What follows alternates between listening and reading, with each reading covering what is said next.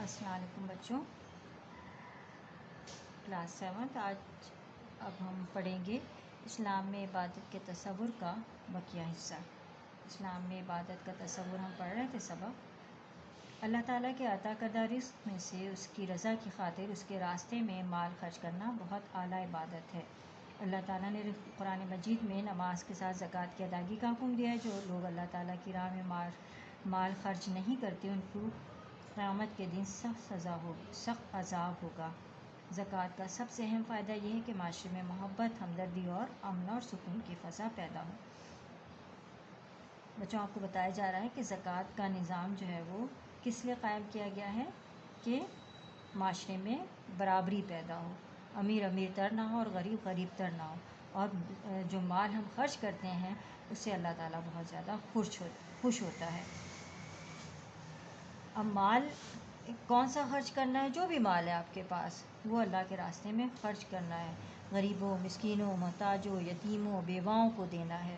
جو لوگ ملازمت نہیں کرتے ان کو دینا ہے۔ ان کو کوئی ایسا چھوٹا موٹا کاروبار کرا دینا ہے جس سے وہ کما سکیں اور آگے مزید زکوٰۃ دینے کے قابل ہو جائیں۔ اللہ تعالیٰ نے قرآن مجید میں نماز کی ادائیگی کے ساتھ ساتھ ہی زکوٰۃ کی ادائیگی کا حکم بھی دیا ہے۔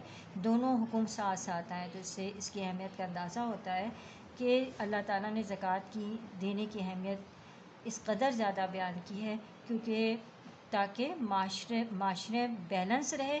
معاشرہ بیلنس رہے گا تو معاشرہ پرامن رہے گا۔ جس معاشرے میں برابری نہیں ہوتی، بیلنس نہیں ہوتا بچوں، وہ معاشرہ جو ہے نا انتشار، بدنظمی اور بگاڑ کا شکار ہوتا ہے۔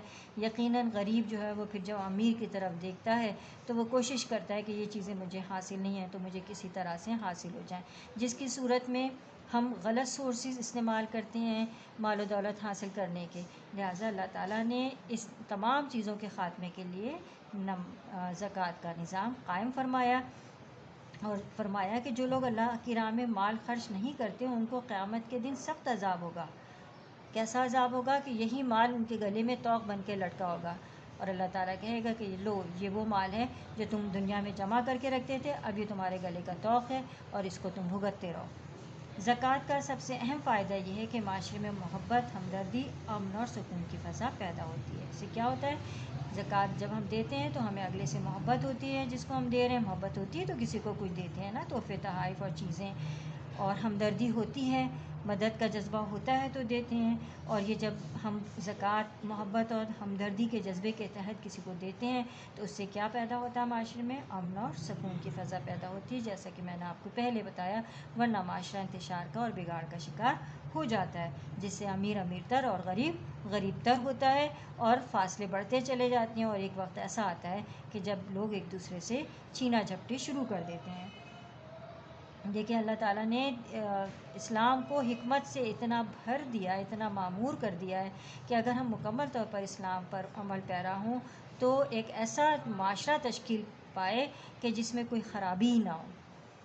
اب ہم پڑھیں گے روزہ ٹاپک۔ روزہ بھی اسلامی عبادات میں سے ایک اہم عبادت ہے۔ حضرت محمد صلی اللہ علیہ وآلہ وسلم کا ارشاد ہے کہ اللہ تعالیٰ کو روزے دار کے منہ کی بو مشک کی خوشبو سے زیادہ پسند ہے۔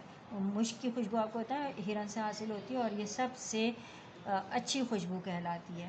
تو جو انسان کے منہ سے خوشبو آ رہی ہوتی ہے روزہ رکھنے کے بعد، وہ اللہ تعالیٰ کو اتنی زیادہ پسند ہے۔ یہ ایسی عبادت ہے جس میں ریاکاری یا دکھلاوا نہیں ہوتا، اس لیے اللہ تعالیٰ فرماتا ہے کہ روزہ میرے لیے اور میں ہی اس کا اجر دوں گا۔ یعنی روزہ دوسروں کو دکھاوے کے لیے رکھنا کہ ہم نے ہمارا روزہ ہے، بہت زیادہ یہ ظاہر کرنا کہ ہم روزے سے ہیں، ہم روزے سے ہیں، ہم روزے سے ہیں، تو یہ اللہ تعالیٰ کو بات پسند نہیں ہے۔ روزہ کس کے لیے رکھنا ہے؟ اپنے لیے رکھنا ہے، اس میں کوئی ریاکاری نہیں ہے، کوئی دکھلاوا نہیں ہے۔ زندگی کے باقی تمام امور اسی طرح انجام دینے ہیں جیسے روزمرہ ہم انجام دیتے تھے۔ اللہ تعالیٰ نے فرمایا، اللہ تعالیٰ بہت خوش ہوتا ہے روزہ دار سے، اس لیے اللہ تعالیٰ نے فرمایا کہ روزہ میرے لیے اور میں ہی اس کا اجر دوں گا، کوئی اور نہیں دے گا اس کا اجر۔ اور اس کا اجر کیا ہے کہ اللہ تعالیٰ روز قیامت اپنا دیدار عطا فرمائیں گے انسانوں کو جو روزہ دار ہیں۔ جب رمضان المبارک کا مہینہ آتا ہے تو جنت کے دروازے کھول دیے جاتے ہیں اور جہنم کے دروازے بند کر دیے جاتے ہیں اور شیطان جکڑ دیے جاتے ہیں۔ قیامت کے دن جنت کے 8 دروازوں میں سے ایک دروازہ صرف روزہ داروں کے لیے مخصوص ہوگا۔ تو بچوں ہم سب کا ایم کیا ہے، مقصد کیا ہے، گول کیا ہے کہ ہم سب نے جنت میں جانا ہے، اللہ تعالیٰ کا دیدار نصیب ہو ہمیں، ٹھیک ہے، حوض کوثر کا پانی نصیب ہو، نبی صلی اللہ علیہ وسلم کی شفاعت ہمیں ملے۔ تو ہمیں چاہیے کہ ہم اسلام کے ان تمام رکن پر عمل کریں اور رمضان میں رمضان کے روزے رکھیں کہ اللہ تعالیٰ نے کہا کہ جہنم کے دروازے بند کر دیے جاتے ہیں اور شیطان جکڑ دیے جاتے ہیں۔ تو اللہ کرے کہ شیطان واقعی میں جکڑ دیا جائے اور ہم سب روزہ رکھیں، اور کس کے لیے رکھیں؟ اپنے لیے رکھیں اور اللہ کے لیے رکھیں۔ اب ہم پڑھتے ہیں حج۔ حج ایک مالی اور بدنی عبادت ہے، یہ اسلام کا اہم رکن ہے اور ہر صاحب استطاعت مسلمان پر زندگی میں ایک بار فرض ہے۔ حج ایک مالی اور بدنی عبادت ہے کیونکہ مال خرچ ہوتا ہے اور بدن استعمال ہوتا ہے، جسم استعمال ہوتا ہے۔ اب حج کرتے ہیں اور ایک جو ہے وہ سخت کٹھن عبادت ہے جس میں مشقت کرنا پڑتی ہے انسان کو۔ حج ایسی عبادت ہے، یہ بھی اسلام کا رکن ہے اور ہر اس مسلمان پر فرض ہے جو صاحب استطاعت ہے۔ صاحب استطاعت کا مطلب ہم سب کو نوٹ کرنا چاہیے کہ اگر ہمارے پاس پیسے ہیں تو ہم پر ایک بار فرض ہے، پیسے نہیں ہیں تو فرض نہیں ہے کہ آپ کسی سے قرض لے کے آپ جیسے تیسے کر کے حج ادا کریں، ایسا نہیں ہے۔ اگر آپ کے پاس ہیں تو آپ ضرور حج ادا کریں۔ آپ صلی اللہ علیہ وآلہ وسلم کا ارشاد ہے کہ جس نے اس طرح حج کیا کہ گناہوں اور فضول باتوں سے بچا رہا تو وہ پچھلے گناہوں سے بالکل پاک ہو جاتا ہے۔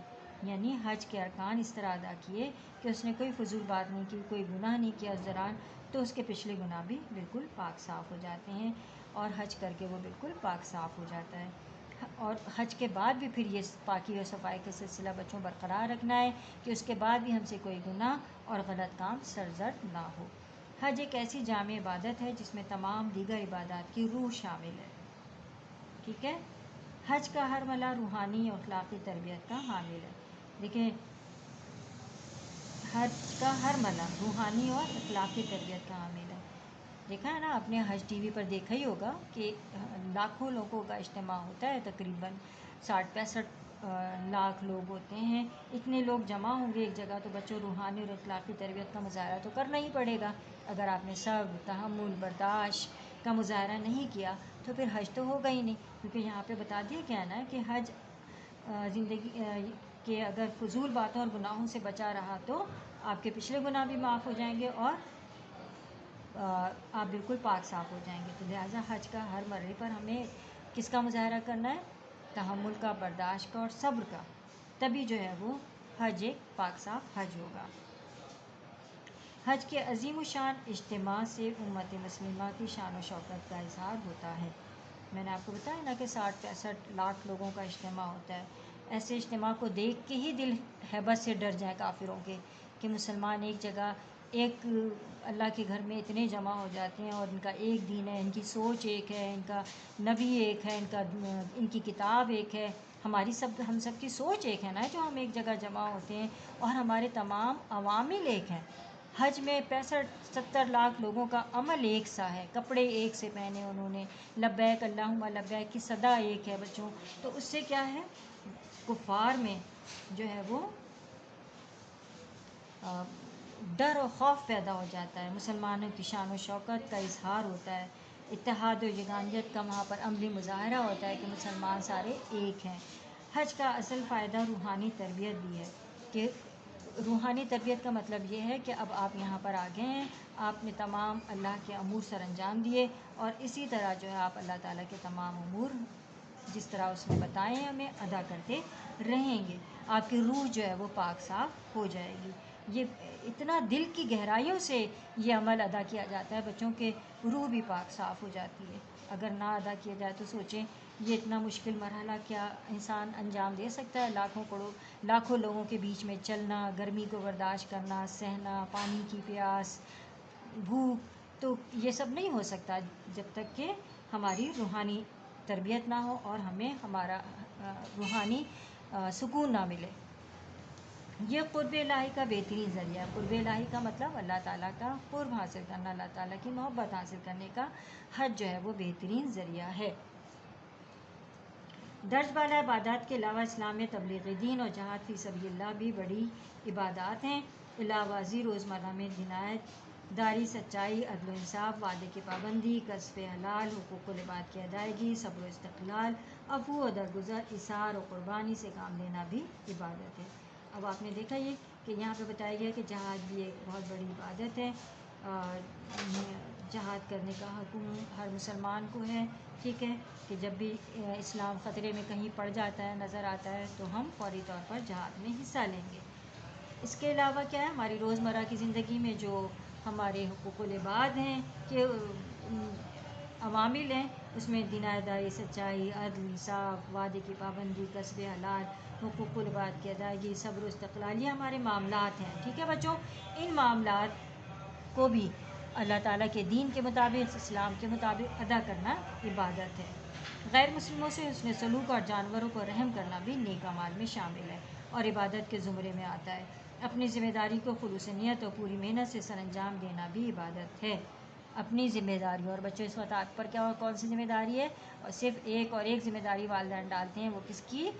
پڑھنے کی ذمہ داری۔ تو وہ پڑھنے کی ذمہ داری اگر آپ پوری خلوص اور محنت سے سر انجام دیں تو ایک اعلیٰ تعلیم حاصل کریں گے اور اپنا عبادت کا فریضہ بھی سر انجام دیں گے۔